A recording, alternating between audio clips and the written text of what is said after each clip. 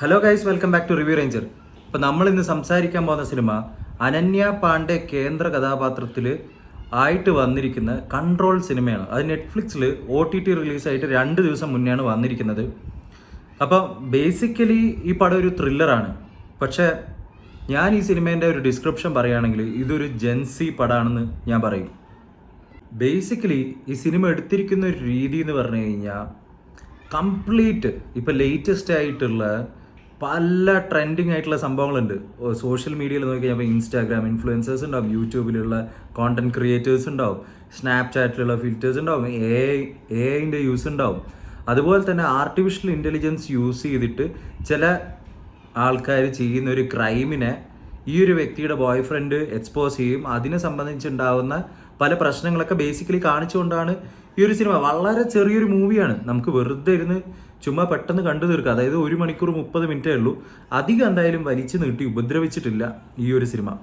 അതുപോലെ തന്നെ നമുക്ക് ലേറ്റസ്റ്റ് ആയിട്ട് കാണാൻ പറ്റുന്ന പല കാര്യങ്ങളും, അതായത് ജെൻസി ആയിട്ടുള്ള കൂടുതൽ ആൾക്കാർക്കായിരിക്കും ഈ സംഭവത്തിൽ നടക്കുന്ന പല കാര്യങ്ങളോടും കൂടുതൽ റിലേറ്റഡ് ആവാൻ പറ്റുന്നത്. കാരണം അവരുടെ പല സ്ലാങ്സ് ആയിക്കോട്ടെ, ടേംസ് ആയിക്കോട്ടെ, അതുപോലെ തന്നെ നമുക്കറിയാം അവരെ എത്രത്തോളം സോഷ്യൽ മീഡിയയുടെ അല്ലെങ്കിൽ ഒരു നെറ്റ്വർക്കിൻ്റെ ഇൻഫ്ലുവൻസിലാണ് ഇന്നുള്ള ആൾക്കാരെല്ലാവരും. അത് ഏത് പ്രായമായിക്കോട്ടെ, ഇപ്പോൾ 70 വയസ്സുള്ള ആളെ നോക്കിയാലും അവരിപ്പോൾ ഫോൺ കുത്തിപ്പിടിച്ചിരിക്കുന്നുണ്ടാവും. ചിലപ്പോൾ ഫേസ്ബുക്ക് നോക്കുന്നുണ്ടാവും, ചിലപ്പോൾ 80 വയസ്സുള്ള ആൾ നോക്കുന്നുണ്ടാവും, വാട്സപ്പ് നോക്കുന്നുണ്ടാവും. പണ്ട് അവർ സംഭാഷണത്തിൽ ഏർപ്പെട്ടിരിക്കുന്ന സമയത്ത് ഇന്ന് സ്ക്രീനിൻ്റെ മുമ്പിൽ തന്നെയാണ് അനവധി ആൾക്കാരും ചിലവഴിക്കുന്നത്. ഈ ഒരു മൊബൈൽ ഫോൺ അല്ലെങ്കിൽ ഒരു സ്മാർട്ട് ഫോൺ ഉള്ള ആൾക്കാരൊക്കെ അങ്ങനെ തന്നെയാണ്. അതുപോലെ തന്നെ ആൾക്കാർ സിനിമയൊക്കെ കാണുന്നതിനെക്കാട്ടും കൂടുതൽ യൂട്യൂബ് വ്ളോഗേഴ്സ്, അവരുടെ ലൈഫ്, അങ്ങനത്തെ കാര്യങ്ങളൊക്കെ കണ്ടിഷ്ടപ്പെടുന്ന ഒരു കാലവും കൂടിയാണിത്. നമുക്കറിയാം എത്രത്തോളം യൂട്യൂബ് വ്ളോഗേഴ്സ് ഉണ്ട്, അങ്ങനെയുണ്ട്, സംഭവങ്ങളുണ്ട്. ഒരുപാട് ആൾക്കാർ അവരുടെ ജീവിതം മുഴുവൻ ഉണ്ടാവും. കുട്ടി ഉണ്ടാവുന്നുണ്ടാവും, കുട്ടി വലുതാവുന്നുണ്ടാവും, കുട്ടി സ്കൂളിൽ പോകുന്നുണ്ടാവും, കല്യാണം കഴിക്കുന്നുണ്ടാവും, അല്ലെങ്കിൽ ഫാമിലി ആയിട്ടുള്ള സംഭവങ്ങളും, അങ്ങനെ പല കാര്യങ്ങളും കാണുന്നുണ്ടാവും. അന്നിപ്പോൾ തെറ്റാണെന്നല്ല പറയുന്നത്. ഓരോ കാലത്തനുസരിച്ചിട്ടുള്ള പല പല ട്രെൻഡിങ് ആയിട്ടുള്ള കാര്യങ്ങൾ വന്നുകൊണ്ടിരിക്കും. അതുപോലെ തന്നെ സ്ട്രീമേഴ്സ് ഉണ്ട്, ഗെയിമേഴ്സ് ഉണ്ട്, അത് പലതുണ്ട്. അപ്പോൾ അതിലൊക്കെ പെട്ട 2 വ്യക്തികളുടെ, മെയിൻലി അനന്യ തന്നെയാണ് ലീഡ് ചെയ്യുന്നത്. അവരുടെ ലൈഫിൽ ഉണ്ടാകുന്ന കാര്യങ്ങൾ, അതിൻ്റെ ചുറ്റിപ്പറ്റിയുള്ള പ്രശ്നങ്ങൾ, അവർ ഫേസ് ചെയ്യുന്ന കുറേ സംഭവങ്ങൾ, സോഷ്യൽ മീഡിയ ബുള്ളിങ്, അങ്ങനത്തെയൊക്കെ സംഭവങ്ങളൊക്കെ പറഞ്ഞുകൊണ്ട് ഇന്നത്തെ കാലത്ത് ട്രെൻഡിങ് ആയി നിൽക്കുന്ന ഹാഷ്ടാഗ്സിനെ ഒരു സിനിമയാക്കി എങ്ങനെ ഉണ്ടാവും, അങ്ങനെയാണ് ഈ ഒരു സംഭവം. അതിൻ്റെ കൂടി ഒരു ക്രൈം ത്രില്ലർ സൈഡും കൂടി ആക്കിയിട്ടുണ്ട്. സത്യം പറഞ്ഞു കഴിഞ്ഞാൽ അനന്യ പാണ്ഡേൻ്റെ ഒരു സിനിമ നോക്കുകയാണെങ്കിൽ ഞാൻ ഇതിനു മുമ്പ് എൻ്റെ ഓർമ്മയിൽ നിൽക്കുന്നത് ലൈഗറോ മറ്റാണ്. പുള്ളിക്കാരിയുടെ ഒരു കരിയറിൽ നോക്കുകയാണെങ്കിൽ എനിക്ക് തോന്നുന്നില്ല അത്രയും ഭയങ്കര അഭിനയ മുഹൂർത്തമുള്ള കാര്യങ്ങളൊക്കെ അഭിനയിച്ച് ബലിപ്പിക്കുന്ന പോലെയുള്ള സിനിമയൊന്നും ചെയ്ത് എൻ്റെ ഓർമ്മയിൽ തങ്ങിയിട്ടൊന്നും വരുന്നില്ല. പക്ഷേ ഈ ഒരു പെർട്ടിക്കുലർ സിനിമയിൽ പുള്ളിക്കാർക്ക് ആദ്യം തൊട്ട് അവസാനം വരെ പെർഫോം ചെയ്യാനൊക്കെ ഉണ്ട്.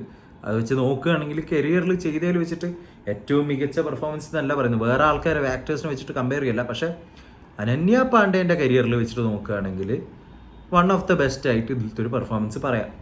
കുറേ ഇമോഷണൽ ആയിട്ടുള്ള സൈഡ്, അല്ലെങ്കിൽ കുറച്ച് എക്സ്ട്രീം ആയിട്ടുള്ള വിഷമത്തിൽ ഏർപ്പെടുമ്പോഴുള്ള മൂവ്മെൻറ്റ്സ്, അല്ലെങ്കിൽ അങ്ങനത്തെ ഇമോഷണൽ ആയിട്ടുള്ള പല കാര്യങ്ങളും ഇതിൽ പോകുന്നുണ്ട്, പല മൂഡ്സ് പോകുന്നുണ്ട്.